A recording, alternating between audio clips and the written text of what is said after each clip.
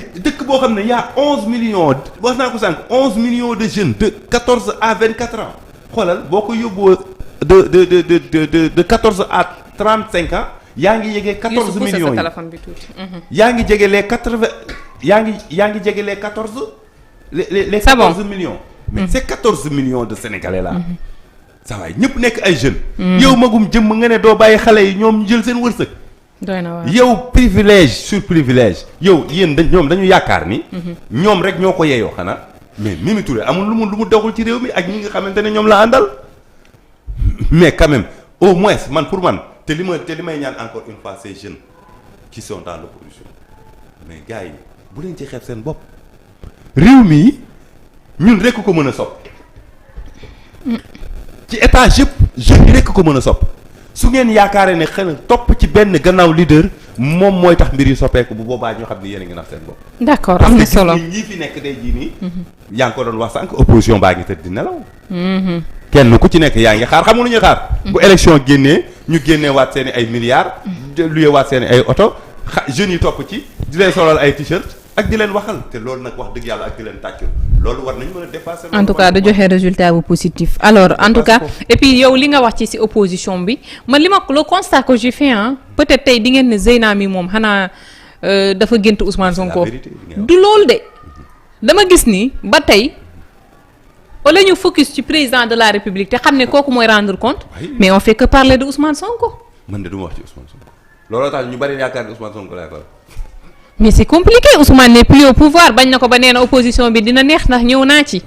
donc lui il se considère comme un opposant kon nañ ko nañ ko il faut orienter le débat vers le président qui doit nous rendre des comptes et qui doit faire des résultats yoo xamante ne ci lañ koy ci loolu lañ koy xaar.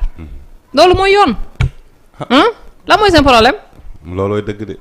dañoo xiif dañoo mar président ku la ko waxul nax na la ku la waxul ne sénégalais yi dañoo sonn xiif mar nax na la ñi la jege ñooñu. est-ce que ñu ngi wax Diomaye li xew ci réew mi est-ce que ñiy renseigner Diomaye ñu ngi wax Diomaye ne ñun bu ñu ndekkee duñu añ est-ce que Diomaye yëg na loolu. mais boo nekkee buur Diomaye yëg na ni sëy yaa ngi tas ci ñàkkum dépense ak ñàkk mën da ngay gis nit ne la mënatuma fay appartement demal toog xaar ma sa kër baay. nga gis ndaw si naan ko du ma la xaar sama kër baay kon su may dem damay yóbbaale sama baat bi mooy sëy yi tas na di. tas na bu yàgg kër yi tas na bu yàgg. Joms président sëy yaa ngi tas xale yi takkatuñu jigéen ñi bëgg nañ sëy gisuñu ku leen di takk lii la yàlla dogal ci lépp ci dëkk bu metti rek du leneen de ñu ngi bëggante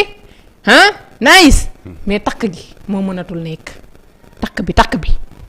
moom mooy problème bi ñu ngi bëggante nag waaye takk gi mooy problème mais ku yorul xam nga même boo yorul loo lekk sax mais papa ngi nii technicien bi ñaareel la bëggoon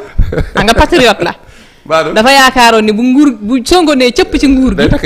ñaareel bi day waaye fi mu ne nii génn na ci bu yàgg. kon dekar na lëkk fi mu toll nii génn na ci bu yàgg. kon dekar na lëkk fi mu toll donc c'est juste pour dire que voilà c'est dañuy boole l'utile à l'agréable que dëkk bi dafa métti et puis c'est un constat boo xamante ne dañ koy constater ñu ngi koy dund et puis on voit aussi des gens yoo xamante ne ils souffrent gravement sur cette situation économique am ñoo xamante ne ñi nga xam ne ndeysaan barki dem maa ngi def ak benn waaye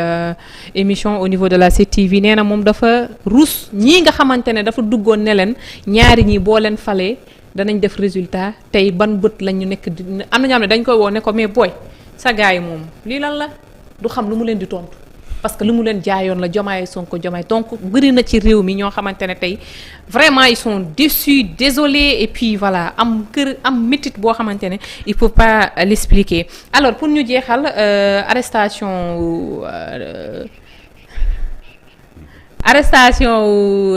nu mu tuddati Lamine Daaru pour je pense pour offense au chef de l'État parce que dafa doon ñaanal Diomaye ay feebar ak yu kenn xamul. est-ce que jotul aussi tamit ñu génn ci caaxaan yooyu ñi ànd ak Ousmane te Maimouna Dièye dafa am lu mu wax donte Ousmane s'est excusé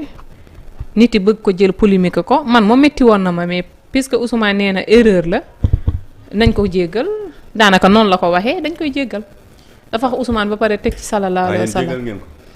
bon moi personnellement daf ma métti woon bi ma ko gisee j'ai voulu faire une vidéo sax mais boobu fi ma nekkoon moo tax mais après dama mer j'étais au marché je me rappelle maa ngi toog benn patriote mu naan ma waaw moo ko wax léegi luy problème ma ne ko yow est-ce que tu t'entends parler yonent bi sallallahu alayhi wa sallam loolu xanaa ñoom annabi Yuusuf ak ñoom prophète Yuusuf ak ñeneen sax amuñu ko loolu moom kese moo am droit bi foo dégg turam rek teg ci sallallahu alayhi wa sallam moom la ko yàlla cërale ngeen bëgg a jël nit boo xamante ne day juum c'est le dérive ah c'est may mun a jëy mii waaye may ma wax ak tuuti may mun a jëy waa tataa may mun a nga yaakaar ne sa xel mi duñ la mise à jour est-ce que xel mi demut ban poste la occupé woon sa ministère xaw ma femme xaw ma lan xel bee dem nag nga xam ni wala salaire bi la suñu millions yi ñu ko laaj la da nga fàtte dafa dem wala 8 millions fee la Bakel xaw ma fee non tataa may mun a génnal si yi nga ne kon tamit normalul woon ah juum bi rëy na de man moom jéggal naa ko moom waaw parce que xam naa ne xel mi commencé xel mee dem non xaalis ba mu joxe woon xam nga dafa ne woon joxe na xaalis ba am na gars yi di ko laaj 700 12 millions ngalax yi nag 12 millions suukar ngalax yi xaw ma 8 millions est-ce que nekkuñu di ko audité est-ce que gars yi nekkuñu di ko làmb fi mu toll nii dañu gànnaxee nag d'accord donc noo jàngatee jox ñu kii yéen tuddati poste arrestation voilà Lamine Darou ak beneen waay joo xam ne ils sont de Pastef ñoom daal doon nañ ñaanal président ñaan woo xamante ne moom gëm naa ne jullit waru koo ñaanal moromam jullit vraiment loo ko bañ ay feebar ak paralysé ak yàlla bu mu mën a dox yàlla bu mu mën a def dara yëfu dof yooyu. non mais xam nga li mooy njabootu Ousmane Sonko non ñii ñoo tax ñuy wax yenn nii Ousmane. vraiment moom mooy njaboot goo xamante ne njaboot gu tëradi la njaboot gu ñàkk xam la njaboot goo xamante ne xam-xam dafa jaar gu suñu jaar gu ñoom seen yoon newu ci li ñuy def rek mooy saa suñu xëyee di xas nit ñi ak di wax lu bon ci deru nit ñi donc bi nga xamante ne sànq wax nga ko moom mooy ci wàllu soxna Maimouna Dièye. merci beaucoup am na ci lu mu wax loo xamante ne lu doy waar waaw temps bi jeex na waaw papa xam naa ni dañ koy loolu rek tax daanele ko ci Maimouna Dièye parce que xam naa ne su xamoon lan mooy sallallahu alayhi wa sallam au moins xëy na peut-être ci jaar dafa bari ñoo xamante ne comme Pastef ni ñu koy waxee xamuñu mais dañuy c'est bon dañuy wax rek donc mu ngi noonu quoi donc wax sallallahu alayhi wa sallam li muy tekki mooy yàlla jokkoo na ak moom kon dafa loolu lay tekki sallallahu alayhi wa sallam salli mooy jokkoo na yàlla dafa jokkoo directement ki nga xamante ne mooy yonente bi sallallahu alayhi wa sallam kon donc ñoom aussi nee nañ yàlla jokkoo na directement ak ki nga xamante ne moom mooy Ousmane Sonko boo déggee li ñuy wax naar yi dañ ko fa dee Etisalat xam nga Etisalat mooy connexion Etisalat mooy connexion yàlla connecté wu na ak yonante bi sallallahu alayhi wa sallam yéen nit ñi connecté wu leen ci moom ndax ngeen mën a jot li nga xam ne moom la yàlla rootal ci moom léegi nag moom fi mu toll nii dafa ne moom yàlla connecté wu na ak koo xamante ne moom ba moomee problème dafa laaj imaamam ne ko dama bëgg a dem dàmpalu ji ñu wax ko mu dem Sweet Beauté ak koo xamante ne dafa waxal nit du dul dëgg mu dem ñu dóor ko ñaata millions 200 millions donc loolu moom lu doy waar la su dee yàlla jokkoo na ak moom aussi tamit xëy na peut-être voilà mu ngi noonu ñu ngi lay jaajëfal di la kontaane bu baax a baax di wax ba beneen yoon incha allah. merci beaucoup yéen a ngi def liggéey bu ama solo donc ñu ngi leen di féliciter di leen ñaanal yàlla aar leen sàmm leen donc di remercier waa Rési